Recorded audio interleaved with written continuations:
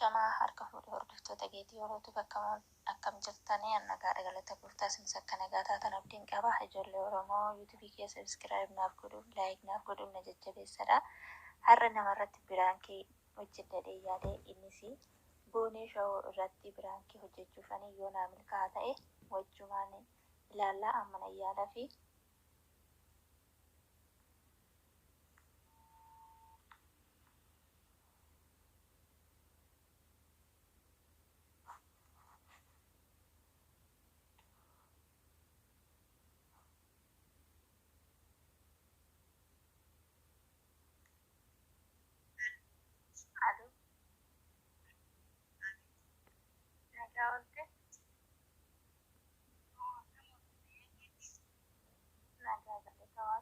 halo bilbilan kaasa.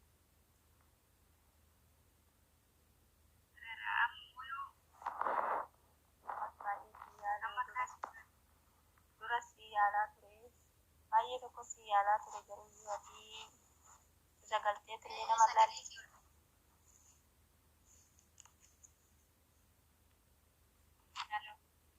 Halo nagaa akkam oolte?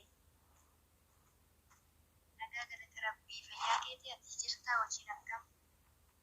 Nagaa galata waaqayyoo maali sirriitti kanan ture WhatsApp irraanis Telegram irraanis sagalee namaa dhaggeeffachuu illee namaaf hin deebisuu hin barbaadu. Dhiifama dhugaa dhiifama hojiitti ofiisii na godhee dhiifamaan dhaggeeffannee sagalee naa qabdee turte dhaggeeffannoo jibbisii na godhe dhiifama guddaa ishee. Dhiifama gaaffii maal osoo wallee ta'e rakkatee dafee sitti bilbilee ta'e daftee dhaggeeffattee du'an kan jirtu jechuudha. Hin dhaggeessan wayyuu. Dhiifama guddaan siin jedha dhugaa dhiifama baay'ee tokko ofiisii ta'e kanumatti dhiifama guddaa dhugaa. Harumaayyuu kan bilbilee maayyuu si bilbilee naanaaf asii jira tooni akkam yoo mana hojii hojjetta hojii fitte isaa nyaattu. Amma misaa xiqqoo ganaan nyaanna misaan nyaanne hojii xiqqoo amma garuu taatuma jira xiqqoo naaf hojii sirraa wanni akkamitti guyyaa bilbilti hojii xumurte moo akkam hojiin akkamii? Hojiin bareeda har'a hajamee masii bilbilee sammuu sagalee dhaggeeffatteetu hojiin narraa jirte sagalee siif hin buune ta'e illee beekanii meesajii sii barreessinu erga siirra deebiteetu ilaalle kan telegiraamii fi waasaappii meesenjarii ilaaltee hin jirtu sagalee. Wayi dhiifama dhugaa ani akkanatti yaajaaf na barbaadde natti fakkaanne dhiifama wayitti biisin ta'e beektii hojiin inni xiqqoo biisii ta'e dhiifama guddaa nallaadha. Yeroo waasaappiin keessa nan galchu beektee telegiraamii yoo ta'e illee malee waasaappiin keessa nan galchu yeroo baay'ee. Rakkoon qabu amma. Mee maal taate? Amma ergan bilbilaa. Maal taate naguma beektan waan baay'ee sitti tajaajilu miidhana waan namti raayyaa namti hiriyaan qabu si akka obboleettiitti asii si'uma kanan garaa baay'ee itti maddisi wayi sitti maayidee kana. Maali wayi taate maaltu si mudate? Latti homtuu na mudannee wayi sittan himaa ishii waadanaaf galtaa? Jechuun yoo taate waanan si gargaaru gama kiyyaa waanan si gargaaru ta'ee waadan si gala waan tokko akka si gargaaru yoo barbaadde waadan si gala rakkoon qabu. Waanumni koo danda'ee fakkeenyaaf waanan si gargaaru taanaan rakkoon qabu. Maal taate? Baqa waanuma dandeessudha. Maatiin kee uffata huccuu hodhuu akka sitti naaf ergituu fi ani immoo taasii naaf ergaatee waa taasisanitti abbaa taasisitti erguun barbaade beektaa jettan hima sagalee siifaayyuu dhaggeeffanne malee. Huccuu akkamii barbaadda? Huccuu gosii akkamii barbaadda mee? Bijaama fi ispoortiidhaaf ta'uun barbaada. Ani immoo irra caala huccuu odoo hin taane ati huccuun taasisin akka nama huccuu naaf hedduutetti na bira dhufee waan biraa kaafu dhufanii isa sanis sittan beektaa madaami koo jalaa warqee qaasa keessa badee ture. Isa bade sana daashiin makiinaa keessa gootee rakkatee deemtee amma balaa makiinaa isaa jira beektaa. Isa sana hin arganii isa immoo sitti kan huccuu naaf hedduutee dhufe isatti kennuudha kan namni biraa waan bira dhufan immoo ishatti ijoollee waan ta'eef kanan beekan illee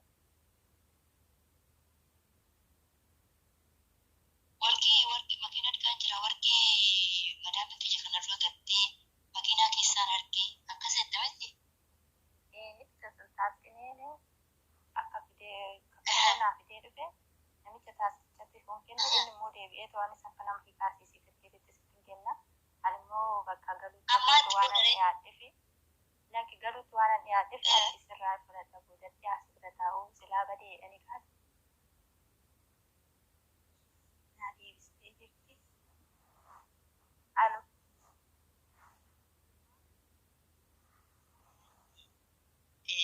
carqii ispoortii barbaadda uffata ispoortii akkasumas uffannama jiru uffata jechuudha surree fi kutaa akkasuma wantoota tisheertota kanatu jira jechuudha gijaamaan ammaaf dhumee jira hin jiru carqii kana yoo inni taaksiidhaan si ergate warqii maaliif ergite warqii makiinaa keessaa erga argite jaartidha deebisiif jaartidha kenniif warqii as erguun kee maal anaaf naa ergitamoo naaf hin galle anaaf naaf ergitamoo maatti godhan rakkoon qabu siifillee yoo ta'e warqii kana baay'ee namatti jecha warqii duriiti isa kana akka bira taa'uu yennaan galuutu bakka fudhadhee kanaan galee kanaan achiin immoo harkata hojjetu waan dhiyaatuuf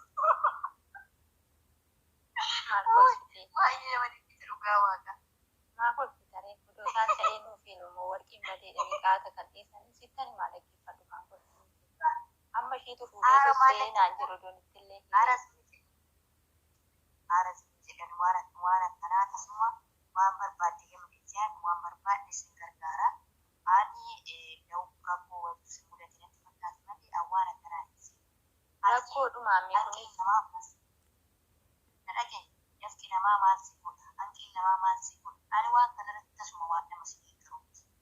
Har'a warqii kana jechuudha natti bareedee akkana fakkaataa kan duriitii maali jettee warqii kana fuutee boruu keessi caala boruu kee nagaadhaan jiraadhu. Amma hojjetatti nagaadhaan jiraatti nagaadhaan gara biyyaa gadi malee ati warqii namaa fuutee makiinaa keessatti yoo bu'e ani ammas uffata waan barbaadde jechuudha ajajatti waan barbaadde natti jechuudha. Karara isaas dura kaasisee erga uffata waa barbaadde jalatti himee si fida jechuudha taasise. Garuu warqii fuutee taasisee fidee namtichi iyyuu banee yoo ilaale warqii ta'uusaa yoo arge rakkoon sirras nagaa rakkoon narras nagaa maa sana miti rakkoon narra ga'uu oke sirra ga'uu oke hanqiin namaa nagaadhaan yoo jiraatte hojjettee nagaadhaan yoo jiraatte ati harka qabda miila qabda maaluu waan namaa maafuuti waan namaa ani akka yaada kiyyaatti gama kiyyaa waan barbaade si gargaara jechuudha waan barbaade si geejja sin jaaladha sin kabaja garuu warqii kana taasifatti kennaa haatiif gaafa biyya dhuftu fidii foonuu maal jechuudha kun ani guutumaa guututti waan kanatti sin deeggaru waan kanatti sin deeggaru ani dhaamsisiidhaan tasdeen uffata barbaadde si baasu.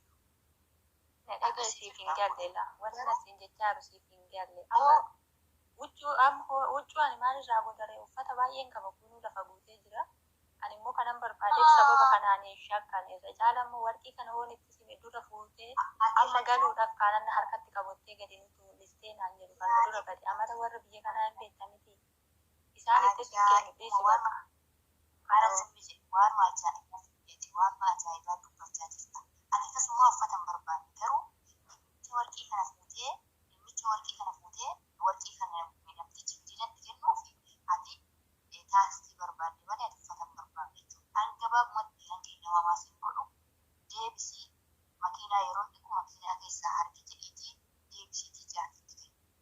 Maata naan duras dhiqaa ture yoo dhiqaa kanaan ture akkamitti tiseesan hin argine naan jedhu amma ani akkasiin jedhu naaf gootamu naaf hin gootu. Kanaa ta'u natti na gargaaruu danda'a.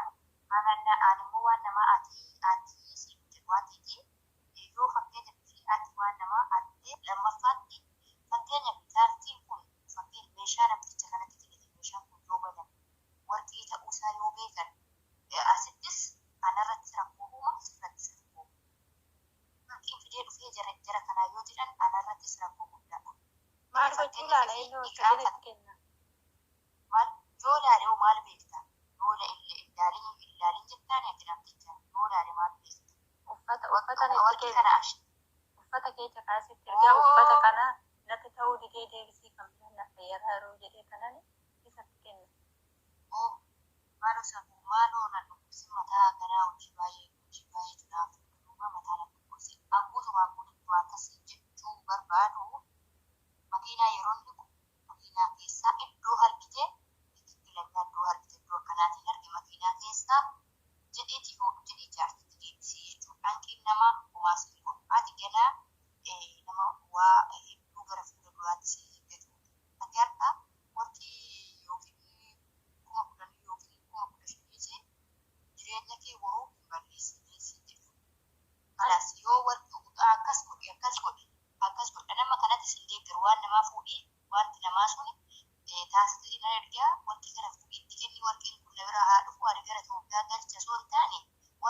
garuu si kambitu.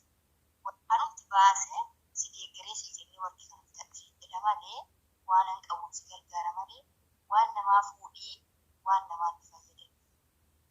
Yoo qabamtee hin qabamte biyya ormaa jirta maa fuuta waan namaa. Maali qarshiin dhabe siin jedhee siin bita kan jettan qarshiin dhabe anis yoo ta'e na beekta abbaa inni kun an gargaara. Ani warqii kana amma hoo fuudhee jala kanatti deebise dubbii natti fiduu nan galchanii jedhuudha kan qophaa'e beektaa sababa kanaa dhufanii ati maal ta'a?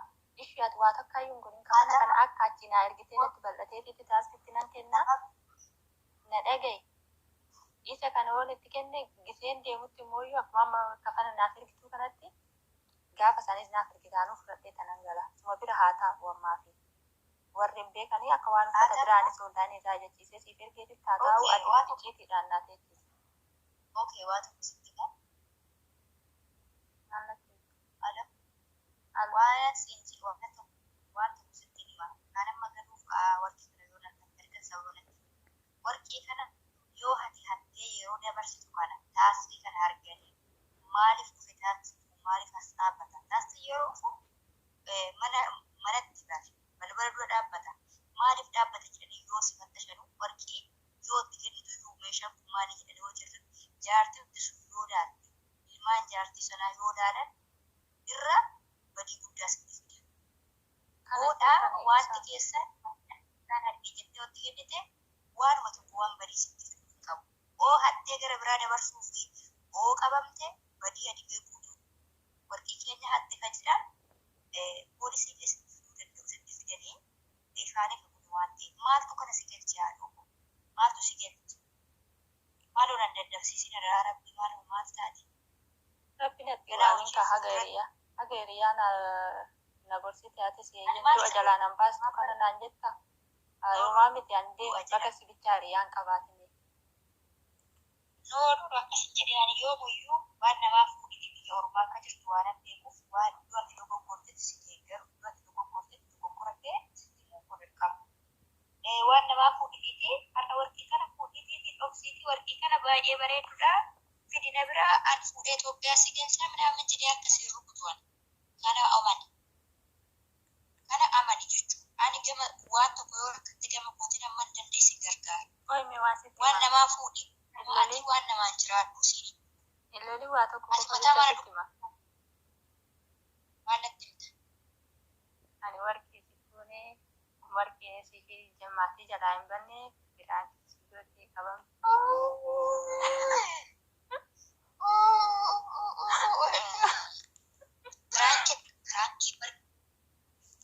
Firaanki. Aboo argaa ta'e firaanki akkanatti nama godhu. Firaanki nama godhu malee ofiifisee akka firaankii ta'uu hin jiru. Argitee hagama nama aarsu dhiiga nama boochisu. Ara dhugaa baay'ee na aarsite beektee uba qoqqoo natti kaaste maali aboo? Otoo jennee akkasuma yeroo hagana naaf kennitee na waliin haasofte dhiifamaa ishii natti hin qabamini. Ara basma baay'ee tokko nanna'e beektee nanna'e akkamitti namni akkana jedhana jedhu baay'ee tokko waan takkaa hin qabne edda galuu keessaa fuudhu dhufe jedhu sammuu biyya keessa naanna'aa jira. Hundaafuu firaankii yeroo jalqabaatiif oonee shoo irratti firaankii ajaa'ibaa hojjetteetta. Siifaa milkaa'uu hordoftoota fi kabajamtoota geetii Orootuubii viidiyoo kana akkasuma firaankii kana laayik sheerii gochuudhaan akkasuma aga dhumaa daawwachuudhaan jajjabeessaa